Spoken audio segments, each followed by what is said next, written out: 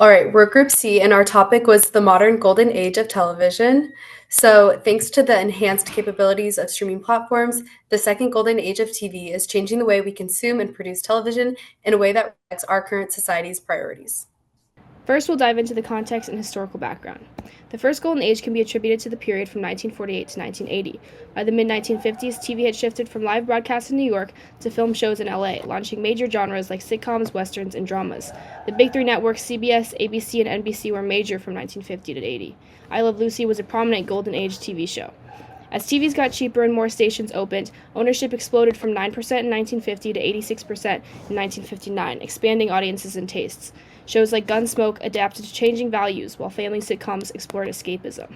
Later, the 1984 Cable Act sparked niche networks like ESPN and MTV, setting the stage for today's more personalized, profitable TV landscape.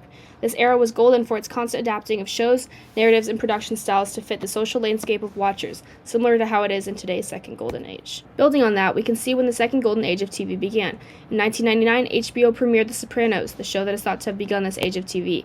Cable TV didn't have to subject to as many advertising constraints and government regulations, allowing writers, producers, and showrunners to flesh out plot lines, character development. A larger budget also focused on cinematic techniques. HBO continued to dominate as a premium cable network, premiering shows like Breaking Bad, Game of Thrones, and True Detective. ABC premiered Lost, which is today still one of their most successful series. Moving to streaming, Netflix became the pioneer service in 2007, and Hulu followed in 2008.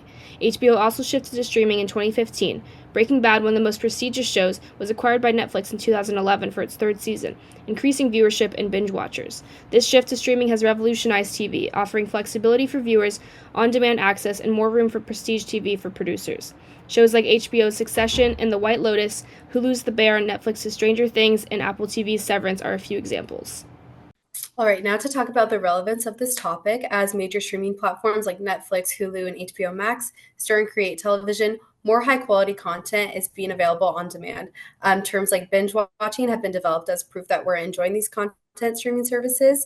And going off that, television has also become more sophisticated and delving deeper into different social issues, as well as more deeply examined complex topics such as morality. This just allows television services to create a deeper cultural impact and open up viewers to different ideas. So, one great example of this is Mad Men. It maintained a strong viewership throughout its run, with the finale drawing more than 3.3 million viewers. On top of that, it won 16 Primetime Emmy Awards and 5 Golden Globes. It led audiences to deeper examine society as well as it covered topics like gender roles and what it means to pursue the American dream. So next we have media economics. So Web 3.0 exposed the consumer essentially, and basically technological advancements in semantic relationships in user data, which was seen in Web 3.0, created new market opportunities for streaming platforms to capture complex user data. And basically, these streaming services build data ecosystems that captured all aspects of how the consumers are using their products, and ultimately created this relationship where changing consumer behavior equaled producer insight into viewer responses, and that became the shift to hyper-personalized content that can be understood by the producer as to what they can produce during their exclusive prioritized production. Then the viewer data pushing pockets basically is comprised of subscription-based revenue equaling high-quality original content. Accessibility and data personalization drive demand for more content based on that user data of those semantic relationships, and based on the types of money people are paying for subscription-based during the subscription-based model. And finally, that reveals and opens up for prestige content as a for competitive differentiation. That's why you see companies like Netflix and HBO begin to hyper focus what they're building based on their target audiences. When considering concepts of identity within the second golden age of television, it is important to recognize how much more inclusive and diverse television has become.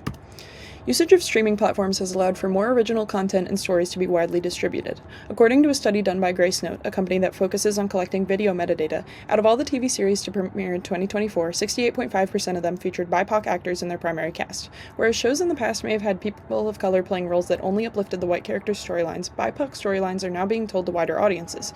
Shows today feature BIPOC main characters who are treated as well-rounded and well-written characters instead of only an exaggerated representation of their race or ethnicity. LGBTQ LGBTQ+ stories have seen a drastic increase in production, with certain series, either fictional or true to life, becoming popular and well-storied depictions of LGBTQ+ people. Other series that aren't mainly queer-coded include queer storylines without them being central to the main plot, allowing for subtle representation that allows for normalization of queer roles. Streaming services allow for more queer media without censorship. Queer media has definitely come a long way through the rise of streaming services, but some criticize the lack of diverse rep, with most representation leaning heavily on white male relationships. Television still has a ways to go before it manages to successfully portray people from all walks of life. Next, we'll talk about some ethical issues with the second golden age of TV. The primary ethical concern with this age of television is the amount of monopolies present in the industry. The most notable monopoly in TV today is seen with Disney, who owns companies like Marvel and ESPN. This hurts viewers financially, as monopolies allow powerful companies to control market prices as they wish. A recent survey conducted by Deloitte revealed that 47% of viewers feel they are currently paying too much for the streaming services.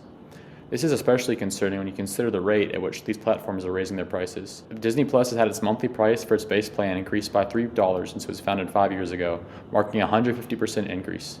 This economic control also reduces creativity in the industry, as it is hard for up-and-coming companies to compete with big names like Disney due to lack of funds. In an attempt to attract viewers to their platforms, streaming services often rely on shows that utilize a shock factor. Shows like Game of Thrones pump their shows full of over-the-top violence in an attempt to attract viewers. These depictions of violence on the screen have negative real-world implications. Researchers at the University of Potsdam have found that people who watch violent TV shows are likely to become desensitized to this violence in real life. On the other hand, shows like Snowfall rely on plots revolving around drugs. These shows may encourage viewers to try some of the substances they see on their screen. Researchers at Yale cross-examined 42 studies and found that 83% of these studies said that when viewers watch TV programs that deal with drug use, they were likely to try substances themselves. These are just two of the ethical concerns we see in TV today.